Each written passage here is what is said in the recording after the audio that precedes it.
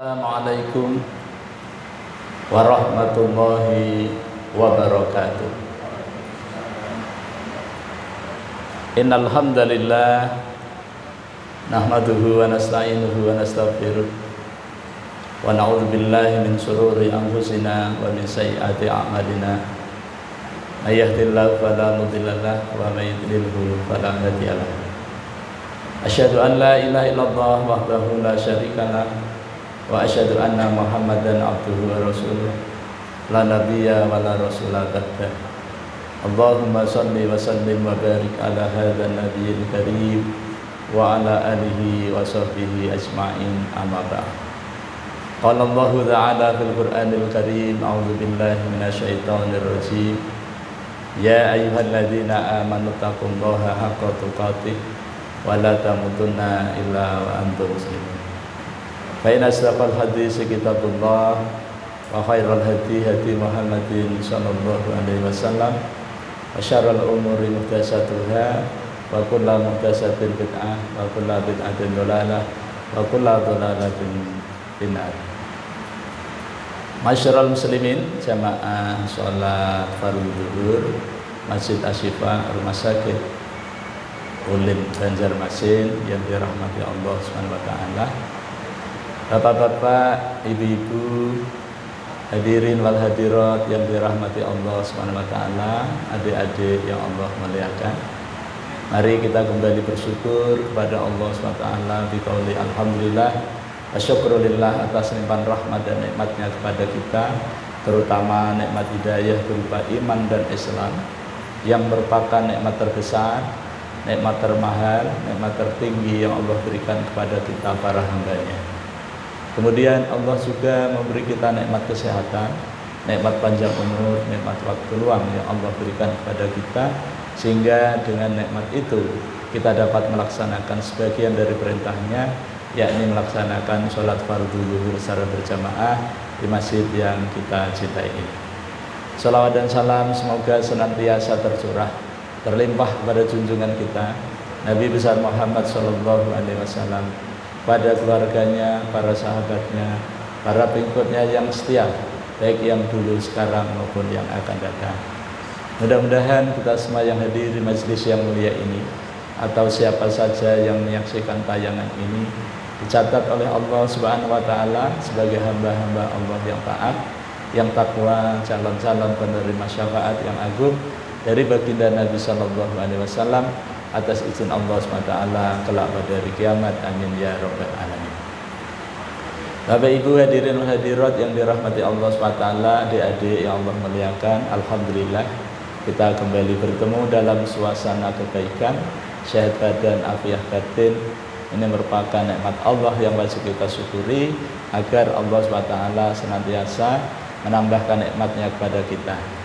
Jangan sampai kita termasuk orang-orang yang kufur nikmat. Ketahuilah sesungguhnya azab Allah amat sangat pedih.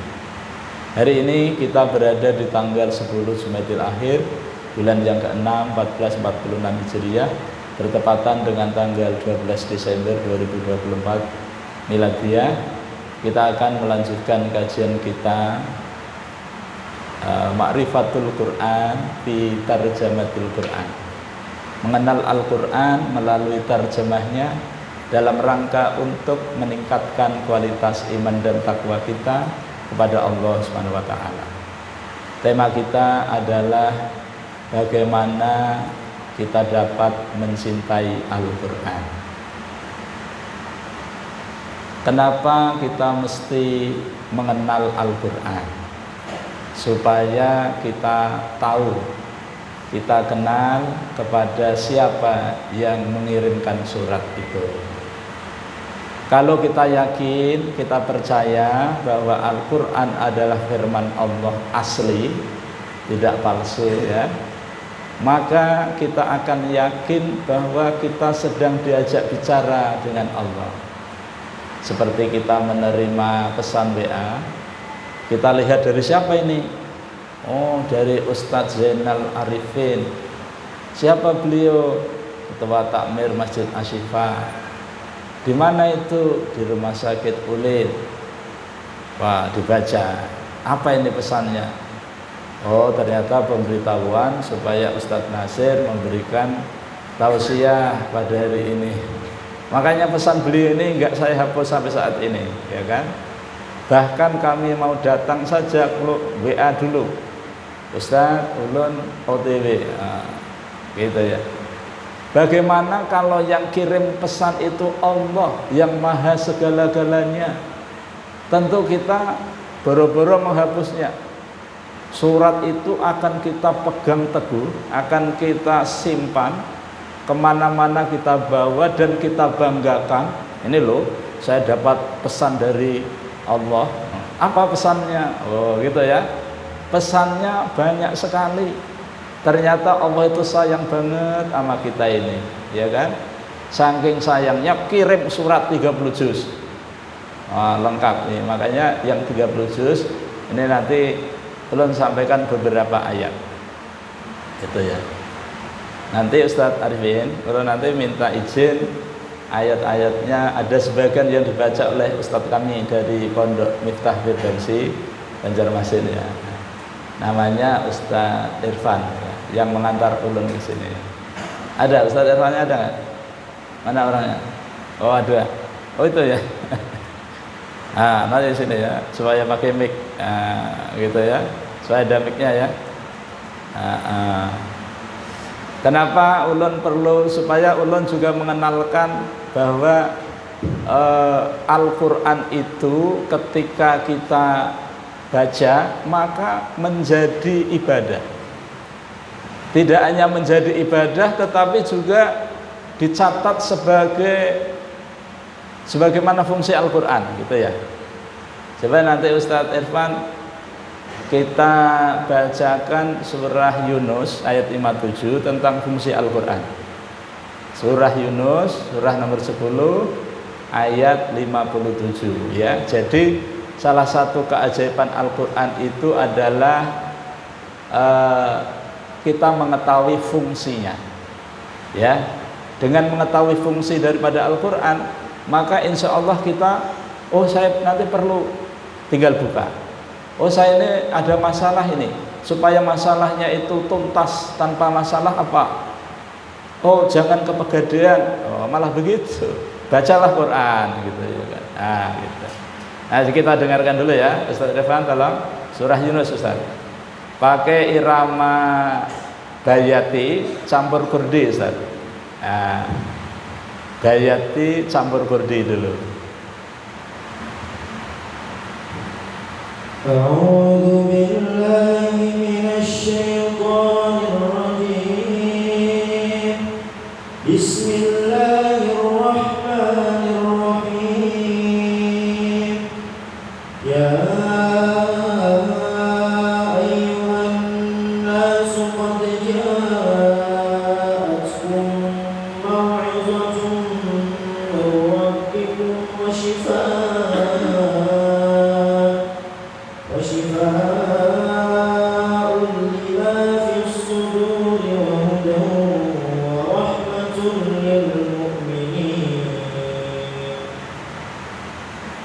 Sudah.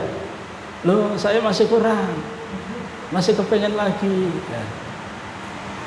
Ustadz Irfan ini, Ustadz, ini santri Pondok Tahfiz Miftah Firdausi Banjarmasin bersanad, yang alamatnya di Komplek Polri Banjarmasin Timur, Banjarmasin Utara, belakang Masjid Jami. Ya. Jadi Pondok Tahfiz itu ketua yayasannya Haji Aftah, ketua Masjid Mujahidin Belitung. Tapi Ustadz Irfan ini sudah hafal 30 juz. Ya, sudah hafal 30 juz. Jadi kalau Bapak Ibu kepengen ngapal Al-Quran 30 juz cuma 1 tahun, bisa hubungi Ustadz Zainal Arifin. Nanti Ustadz Arifin ngasih tahu ulun kan, supaya kita bagi-bagi pahala ya, gitu.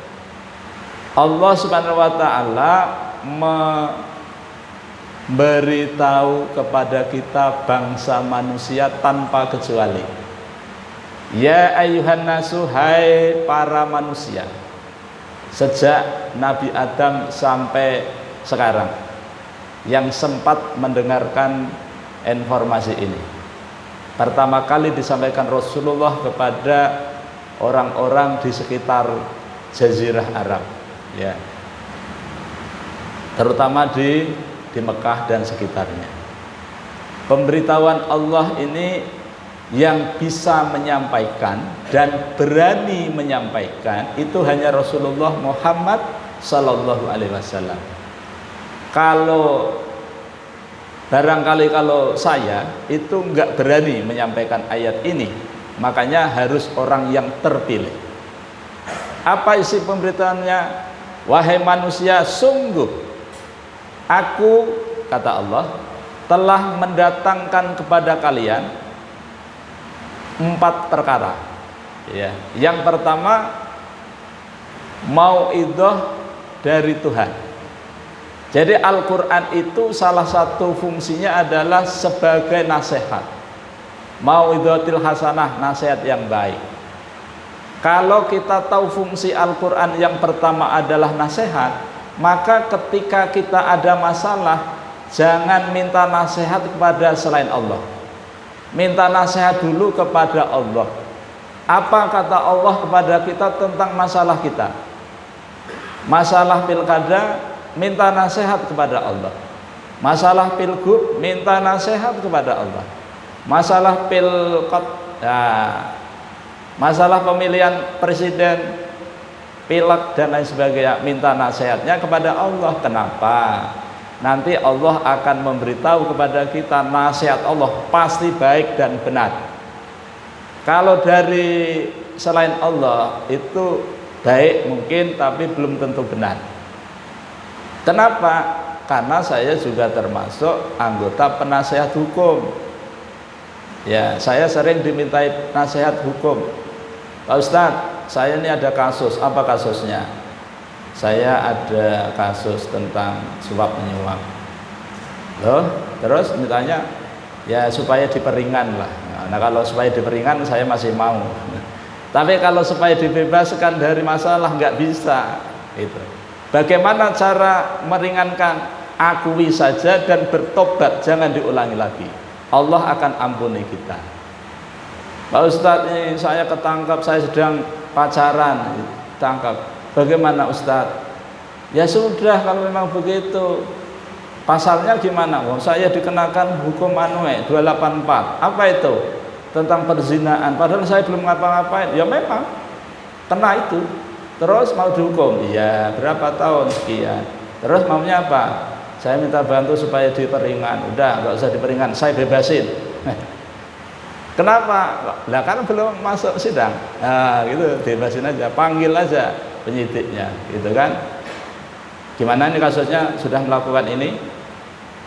Oh belum. Apakah saudara punya bukti bahwa ini teman saya ini melakukan zina? Enggak ada. Tapi saya dilapori. Lapor tidak cukup kalau tidak ada bukti. Wah, ya emang bapak siapa? Oh, saya itu guru ngaji. Guru ngaji. Apa? Di mana? Di Pondok Tahfiz Madinatul Quran juga. Selain Miftah juga Madinatul Quran, belajar samping Rumah Sakit Anusari Saleh. Setiap hari ke masjid Al-Ansar Ansari Saleh. Nah terus bagaimana? Kalau menurut Quran, kalau Anda ingin memutuskan suatu, apalagi tentang dugaan tentang perzinaan, maka harus mendatangkan 4 saksi. Apakah bisa? Ya nggak bisa. Oh ya udah, bebas. Tapi tobat. Ya, terus bukti tobatnya harus menikahi wanitanya. Belum, mau masih SMA. Loh, masih SMA kok berani-berani pacaran. Apakah Allah tidak mengatakan wala taqrabuz zina? Janganlah kalian mendekat-dekati zina. Loh, saya mendengar ceramah Pak Ustadz. Ceramah siapa? Ceramah dari Ustadz dari Jakarta. Apa bunyinya? Yang dilarang itu mendekati zina. Zinanya enggak dilarang. Oh, itu sesat dan menyesatkan. Ya, ada kan gitu. Loh, kan dalilnya itu yang dilarang mendekati. Kalau kita belajar tafsir, belajar nahwu sharaf, ya, yang mendekati saja dilarang, apalagi melakukan, lebih dilarang lagi, ya, gitu ya. Nah, ya kenapa? Alhamdulillah berkat jadi guru ngaji, sekolah S3, jurusan hukum, jadi penasehat hukum, gitu kan. Datang lagi yang ketiga ke kantor, Pak Ustadz saya minta ada kasus pencurian. Pasarnya yang mana ini? 362 potong tangan. Enggak Pak Ustadz, ini di Indonesia enggak ada potong tangan. Yang potong tahanan. Oh iya betul ya, potong tahanan. Apa sudah disidang? Belum Pak. Oh enggak usah dipotong, bebas saja gitu ya, yang penting bertobat itu ya. Jadi sering senang saya, makanya saya berdebat dengan ahli hukum yang orang itu malah nggak suka karena saya keluarkan ayat-ayat dari Al-Quran kan itu ya. Inilah manfaatnya kita belajar itu nasihat. Yang kedua, wasifa'u lima fisudur. Al-Quran itu berfungsi sebagai obat, penawar, penyejuk penyakit yang ada di dada, yaitu penyakit hati, ya kan? Penyakit hati itu ya seperti hasad, iri, dengki, sum'ah, takabur, itu ya. Nah itu kan penyakit seperti itu. Maka diobati pakai Al-Quran, dibacakan Al-Quran, gitu ya. Insya Allah nanti akan sembuh. Makanya Ustadz Zainal nanti kasih tahu itu pasien-pasien di sini, kira-kira yang penyakitnya lama nggak sembuh-sembuh, itu resepnya di paling bawah setelah paracetamol, para hadirin, para apalagi yang paling bawah para sodako. Kasih resep sodako, as-sodaqatu lidaf'il bala. Kalau saya ngasih tahu di Al-Ansar, di Ansari Saleh, itu tolong dokter-dokter itu kasih resep, tulisannya sodako, insya Allah sembuh. Karena ulun sering berkunjung ke ruangan-ruangan itu, saya kasih air. Saya kasih air, tak doain gitu ya. Alhamdulillah belum selesai dokternya bilang besok boleh keluar. Lu kok besok? Sekarang boleh. Nah sakitnya apa? Operasi. Yo sudah waktunya keluar. Bukan karena air loh ya. Itu manfaat itu ya, sifat. Yang ketiga, wahudan sebagai petunjuk, warahmatan dan sebagai penyebab untuk mendapatkan rahmat lil mukminin bagi orang-orang yang beriman. Jadi ketika kita membaca Al-Quran, maka yang pertama kita akan merasa tenang, karena ketika Al-Quran dibaca maka insya Allah kita akan tenang. Kemudian yang kedua, ketika kita baca Al-Quran, kita harus tahu tugas kita di muka bumi ini ya. Tugas kita di muka bumi ini kalau nggak salah beribadah kan ya. Coba Ustaz, surah Ad-Dzariyat ayat 56 Ustaz. Itu buka atau apa? Buka ya. Kenapa buka? Untuk keutamaan baca Quran, walaupun apal 30 juz baca, dilihat tulisannya, diplototin. Itu lebih utama. Ya kan? Apa Ustaz bunyinya? Wa ma khalaqatul jinna wal insa illa liya'budun. Itu iramanya apa? Irama apa itu? Oh diubah. Ya jihar kah? Wa ma khalaqatul jinna wal insa illa liya'budun. Coba hijaz. Wa ma khalaqatul jinna wal insa illa liya'budun. Sikoh atau sikah? Wa ma khalaqatul jinna wal insa illa liya'budun. Nahwan. Wa ma khalaqatul jinna wal insa illa liya'budun. Ustadz hati-hati loh di sini membaca Quran dengan irama. Apakah Ustadz melakukan ini ada dalilnya? Ada. Dari mana? Dari hadis ada? Coba baca hadis dari siapa? Dari Bara radhiyallahu anhu qala Rasulullah sallallahu alaihi wasallam zayyinul Qur'ana bi aswatikum fa inna as-sawta al-hasana yazidul Qur'ana husna. Artinya? Dari Al-Bara radhiyallahu anhu, dia berkata Rasulullah sallallahu alaihi wasallam bersabda, bacalah Al-Quran dengan suaramu yang indah, karena bacaan dengan suaramu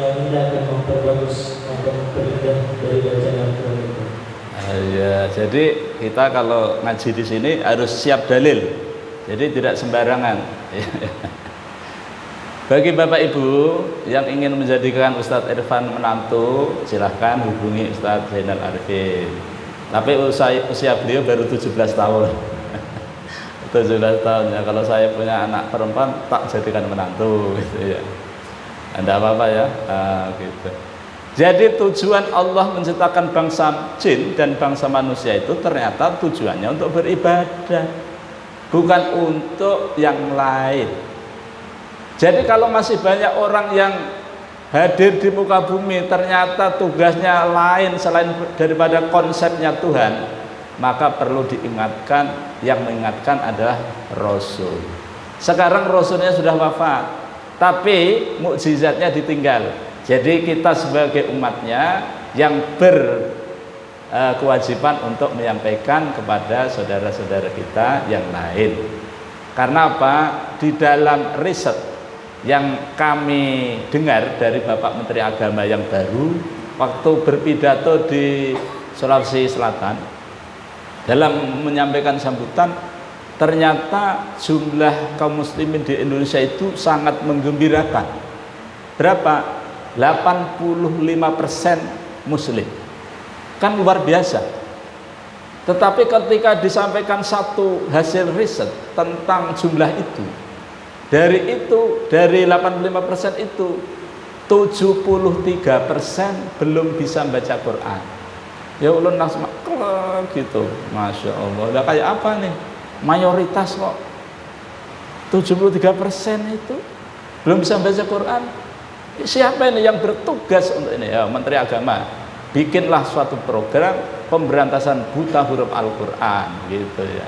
Oh gitu. Masya Allah. Ulun baru berpikir 73% yang belum bisa baca Quran. Lalu berapa persen? Saya lihat di data yang dulu itu ya tahun 2017, 65% itu bisa baca Quran. Tapi 65% yang bisa baca Quran itu yang betul cuma 35%. Dari yang 35% itu yang paham 20%. Sampai di situ saja. Lalu saya bertanya, terus yang paham segitu, yang mengamalkan berapa? Nggak ada laporannya. Takut tuh Bang, ya kan? Takut, jujur nah, takut menyampaikan karena memang nggak berani. Ya. Padahal salah satu bukti kalau kita itu cinta kepada Al-Quran, maka kita pelajari Al-Quran, kita yakini Al-Quran, ya kan? Kemudian kita amalkan Al-Quran, kemudian kita dakwahkan Al-Quran. Karena kata Nabi, kalau kita ini berada di tengah-tengah orang yang baik, maka yang baik di antara kalian adalah yang belajar Al-Quran dan mengajarkan Al-Quran. Khairukum man ta'allamal Qur'ana wa 'allamahu. Sebaik-baik kalian, kata Nabi, adalah yang belajar Al-Quran dan mengajarkannya. Oleh karena itu, ketika kita termasuk orang yang mendakwahkan Al-Quran, insya Allah kita akan termasuk orang-orang yang baik. Apakah ada jaminan kalau Al-Quran itu mudah untuk dipelajari? Surah 54 Ustadz Irfan, surah Al-Qamar ayat 17, 22, 32, 40. Pilih salah satu saja. Tentang jaminan Allah bahwa Al-Quran itu mudah. Ya, iramanya irama saka. Saka hendak, ya, terserah.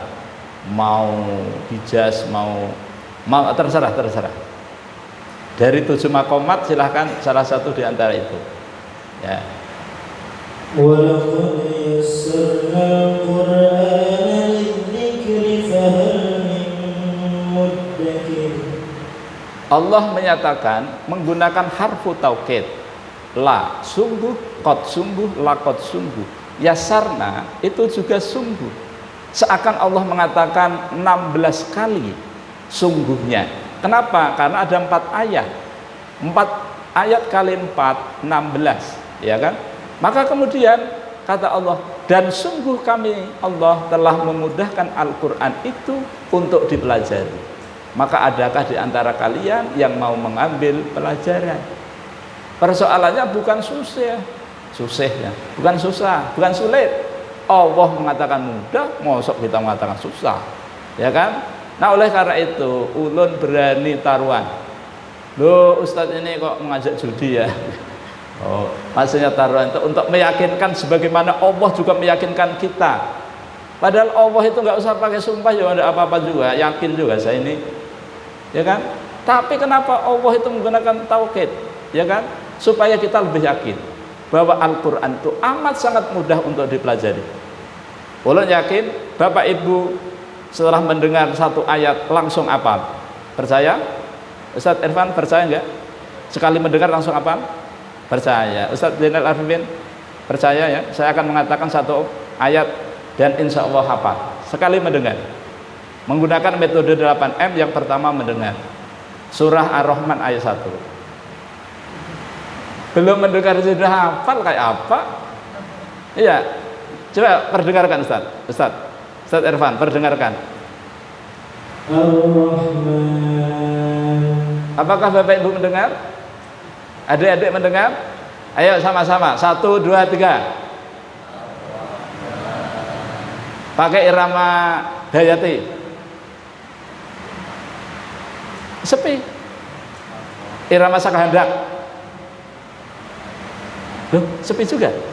Oh, enggak mau juga ya kalau Sakahandak. Irama, ya kan, hafal kan? Mudah. Memang Al-Quran itu mudah. Bukan masalah sudah sering gitu. Dan memang mudah gitu. Mau yang panjang juga tidak apa-apa, pilih aja surah Al-Baqarah 282 ya Ustaz. Ya, tentang utang piutang kan, panjang kan? Oh. Bapak Ibu hadirin hadirat yang dirahmati Allah SWT, adik-adik yang Allah muliakan, yang terakhir. Ketika Allah SWT itu mengirimkan Al-Quran kepada kita, itu seperti orang yang surat-suratan, seperti orang yang sedang bercinta. Kadang-kadang gini, kita kalau sedang ada masalah itu, ada masalah, Allah itu datang gini, wahai hambaku, wahai hamba-hambaku, apa yang membuat hatimu sedih? Apa yang membuat hatimu sedih itu apa? Bukankah aku ini Tuhanmu? Bukankah aku yang menghadirkan kau tanpa kau niati? Bukan aku yang menjamin kau rizki? Bukankah aku yang mengabulkan doa? Masalahmu itu kecil. Gitu. Lalu yang diajak bicara itu, oh begitu toh? Buka. Ya gitu ya. Yunus 6263. Yunus Ustaz, surah 80. Tadi 57 kan? Nah ini. Hamba Allah ini siapa? Insya Allah kita semua setuju kalau menjadi hamba Allah yang seperti ini. Langsung dua ayat Ustaz. Kalau ini pakai irama ini, ya, irama yang terbaik dan mudah untuk kita tiru.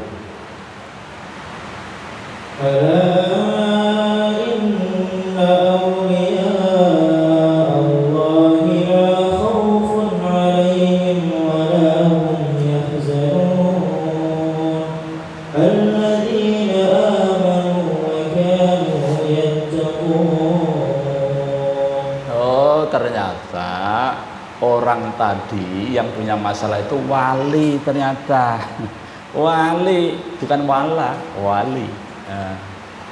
Allah SWT memberitahu kepada kita di dalam surat yang luar biasa, ala inna auliya Allah, ketahuilah wahai manusia, wahai hamba-hambaku, bahwa sesungguhnya wali-wali Allah, kekasih-kekasih Allah, hamba-hamba Allah, ya kan? Siapa dia? Oh, dia itu adalah yang tidak pernah ada rasa takut, tidak ada rasa khawatir, berduka cita nggak pernah, apalagi masalah dunia. Ya, wali Allah itu nggak ada masalah. Kalau kita ingin bebas dari masalah, kalau tahu ada masalah Allah kasih solusinya, maka jadilah orang yang wali. Siapakah wali itu? Ayat 63, alladzina amanu wa kanu yattaqun. Wali-wali Allah itu adalah orang-orang yang beriman dan senantiasa bertakwa kepada Allah. Saya kira waktu saya kecil, wali itu orang yang bisa terbang, orang yang bisa makan pepaci, orang yang bisa jalan di atas air. Wah, wali gitu ya. Orang yang bisa ngilang, ya, orang yang bisa mati. Oh, mati bisa ya.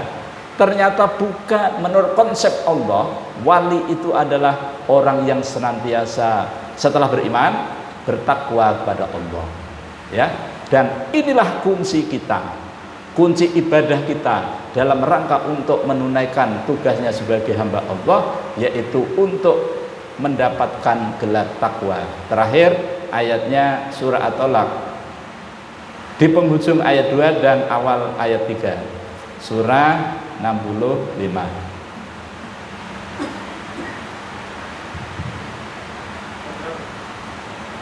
Wa may yattaqillaha, surah 65.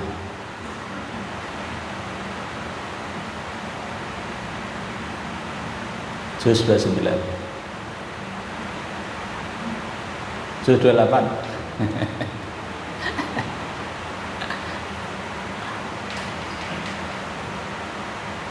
فإذا بلغن أجلهن فأمسكوهن بمعروف أو فارقوهن بمعروف.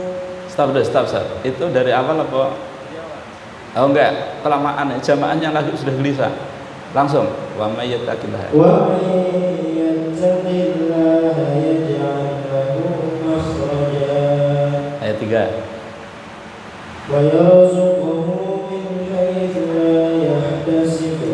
Wa man yatawakkal 'ala Allahi fa huwa hasbuh.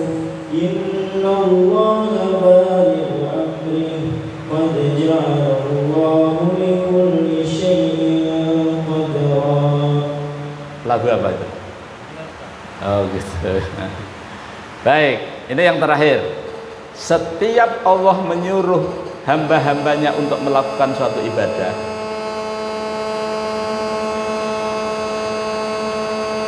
oh ini alat bantu dengar. Nah, kalau Allah menyuruh hamba-hambanya untuk beribadah, itu ujung-ujungnya bertakwa. Ternyata takwa ini adalah kunci sukses bangsa manusia setelah melaksanakan tugasnya. Jadi Bapak Ibu, adik-adik, kalau ada masalah apapun, buka Quran, ya, dan jadikan diri kita sebagai hamba-hamba Allah yang bertakwa. Dulu waktu saya di pesantren, Pak Kiai saya itu mengasih amalan, diijazahkan. Karena saya dipanggil di pesantren Nasroh itu, Nasroh, ya Kiai, saya tukang masak di pesantren. Nasroh, tolong kalau kamu pengen kaya, maksudnya ya kaya harta, jarang kalau kaya hati. Ya, apa amalannya? Baca surah At-Tolak yang ini. Ya, dibacakan Pak Kiainya, seperti yang dibacakan tadi, 3 kali setelah maghrib dan setelah subuh. Setelah lama saya mengamalkan, dibaca. Kemudian Pak Kiainya setelah 3 tahun, Nasroh, sampai saat ini kok kamu nggak ada perubahan? Ya, apa nggak diamalkan? Ya sudah Kiai, sudah saya baca kok nggak ada perubahan. Gimana kamu cara mengamalkannya? Seperti pesannya Kiai, dibaca. Iya, saya baca. Loh, bukan gitu maksudku, kata Pak Kiainya. Ya dipahami itu maksudnya. Bunyinya apa? Kan Allah tidak berfirman, barang siapa yang membaca ayat ini 3 kali setelah subuh dan maghrib, kan gitu. Tetapi kata Allah, barang siapa yang bertakwa kepada Allah, bukan barang siapa yang membaca ayat ini, bukan. Kalau soal pengumuman siapa yang membaca ayat ini ada kebaikannya, itu dari Nabi. Imam Tirmidzi yang meriwayatkan, orang yang membaca Al-Quran 1 huruf, Allah akan berikan 10 kebaikan. 1 kebaikan lebih baik daripada dunia dan isinya. 10 kebaikan lebih baik daripada 10 dunia dan isinya. Dunia loh ini, bukan Indonesia loh ini. Dunia itu 5 benua. Kata Allah, masih lebih baik 1 huruf ini, ya kan? Tapi karena kita ini, bukan kita, yang di luar sana. Karena yang di luar sana ini cintanya kepada dunia itu bersangatan, makanya Qurannya dibiarkan, gitu ya, gitu. Nah, jadi kata Allah, kalau kita bertakwa kepada Allah, maka Allah akan kasih jalan keluar dari semua persoalan. Soal kita apa? Utang piutang. Utang negara banyak, ya takwa aja semua rakyat, mulai dari pejabat. Takwa aja semuanya. Saya punya teman tadinya mau jadi menteri pertahanan, nggak jadi. Akhirnya jadi wakil menteri pertahanan. Ya enggak apa-apa. Coba kalau semua kalian para pejabat itu baca Quran, paham Quran itu. Bukankah Allah mengatakan kalau sekiranya penduduk Indonesia, ini tafsir dari saya ya, kalau Allah semua dunia, kalau sekiranya penduduk Indonesia pada beriman dan bertakwa kepada Allah, Allah akan turunkan berkah dari langit dan bumi. Tapi kenapa berkahnya itu kok tidak diberikan? Hasil tambang, hasil bumi, memang iya. Setiap hari Rabu saya keliling ke Tamban itu dakwah, itu melewati atau Barito itu tidak kurang itu 10 tongkang itu yang lewat selama saya lewat itu 10 itu hari-hari, satu hari berapa tongkang itu. Saya tanya kepada itu sopirnya itu nggak dengar dia, nggak dengar ya. Woi, itu untuk kesejahteraan siapa itu? Oh, nggak dengar dia. Ya salah ini tanyanya ya kepada Menteri Pertambangan gitu ya. Nah, jadi saya bilang coba sampaikan, alhamdulillah wakil Menteri Pertahanan itu temannya teman saya gitu ya. Memberitahu kepada saya, Ustadz tolong berikan ayat-ayat yang bisa mengubah keadaan. Ya, saya kirimin ayat-ayat yang nanti bisa dipraktekkan untuk memproduksi alat untuk menurunkan hujan ketika kemarau. Alat itu bisa untuk mematikan ketika kemarau panjang kan kebakaran hutan ya Pak ya. Kalau membikinnya dari garam itu biayanya mahal. Tapi kalau teknologi ini namanya rekayasa cuaca BB99 dari surah Al-Furqan ayat 47. Dari ayat itu lahirlah teknologi, dan teknologi itu bisa menembak dari sini 90 km ke Binuang sana untuk dihujankan di sana. Nah, alhamdulillah ini sedang ditawarkan kepada Menteri Pertahanannya, mudah-mudahan nanti mau menerima. Juga lagi ditawarkan kepada Haji Isam Haji Isam ya, karena beliau kan penambang. Nah, mudah-mudahan mau menyewa. Ini bukan dibeli alatnya, disewa saja gitu. Itu kenapa? Karena memang Al-Quran itu diturunkan untuk solusi, bukan untuk masalah. Kalau toh manusia itu bermasalah karena tidak paham dengan Quran. Kesimpulannya, kalau kita ingin tidak bermasalah, kalau toh bermasalah tapi ada solusinya, maka jadikanlah diri kita sebagai orang yang beriman, kemudian bertakwa kepada Allah, dan dalam pelaksanaannya ikhlas karena Allah SWT. Bapak Ibu hadirin wal hadirat yang dirahmati Allah SWT, adik-adik yang Allah muliakan, mungkin ini aja dulu yang dapat ulun sampaikan. Mudah-mudahan Allah SWT senantiasa merahmati dan meridhoi kita semua. Kita diberi kesanggupan untuk belajar memahami, mendalami Al-Quran, supaya kita termasuk wali-walinya Allah. Ulun mohon maaf, kita tutup dengan baca hamdalah dan doa kafaratul majlis. Alhamdulillahirabbil alamin. Subhanakallahumma wa bihamdika asyhadu an la ilaha illa anta astaghfiruka wa atubu ilaik. Assalamualaikum warahmatullahi wabarakatuh.